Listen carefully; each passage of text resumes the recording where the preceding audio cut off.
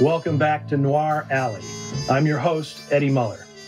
One of the greatest pleasures a hardcore movie fan can experience is the discovery, especially late in one's game, of a film that has completely slipped through the cracks. This was certainly the case for me when, after years of watching, researching, and writing about film noir, I discovered a dark little jewel from 1951, Tomorrow is Another Day, which I'm thrilled to present to you today.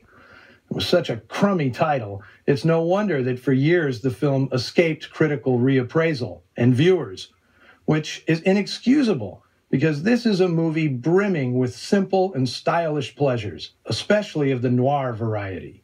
Its lovers on the lam premise should be familiar to anyone who has seen You Only Live Once, or They Live by Night, or Gun Crazy, or Shockproof.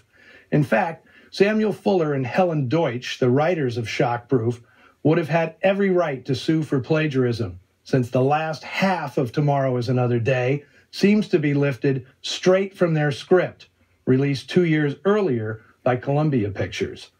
Now, I'll give writer Guy Endor the benefit of the doubt and assume that he conjured this story himself. Maybe there was just something in the Hollywood air at the time.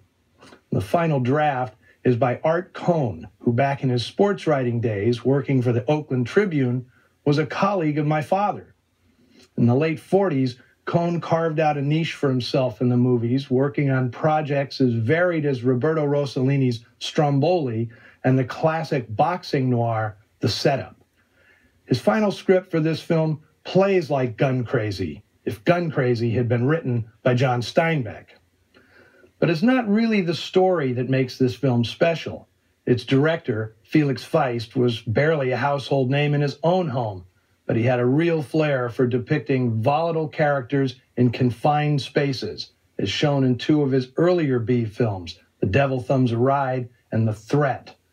Those pictures displayed just how creatively Feist could manipulate a minuscule budget.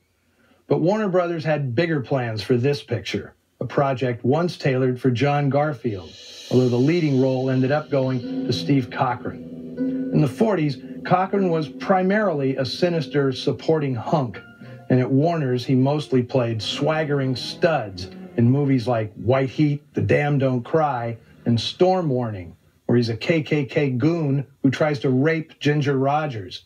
Not a move that would typically get you promoted to leading man status. But as the leader of the Tri-State Gang in a movie called Highway 301, Cochran let you imagine what Elvis Presley could have been if instead of learning to sing or play the guitar, he decided to rob banks for a living. Now, Presley didn't record his first record until a year and a half after this movie was released.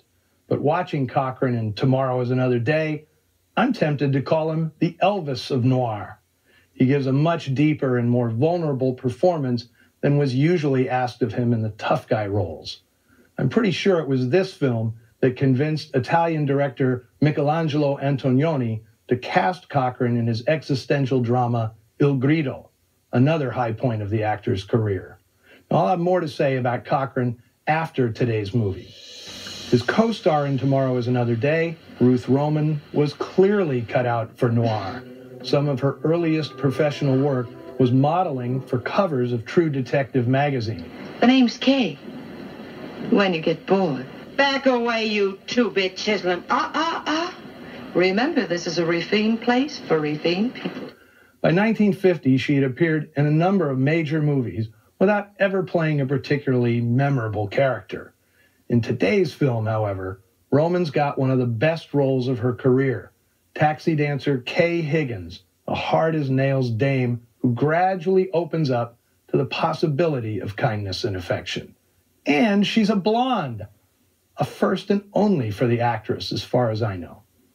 Prior to this film, Roman had made Strangers on a Train for Alfred Hitchcock. Also coming over from that picture is director of photography Robert Burks, whose facility with difficult camera setups and ability to integrate location footage with back projection is brilliantly displayed here in several exciting set pieces. I promise you'll never again see a car carrier on the road and not think of this film. What happened to that gun? He wanted film. doing the gun. Oh, look, just because you got the jitters, don't take it out on me. Look, you're not going to find anything groundbreaking or revelatory in this movie. I think of it more like a jazz standard you've heard hundreds of times. But then you're suddenly surprised to hear it played in a fresh and soulful way, if in a minor key. Now, you may have taken this trip before, but it's still a great ride. So let's follow this pair of sexy misfits as they go on the run in Tomorrow is Another Day.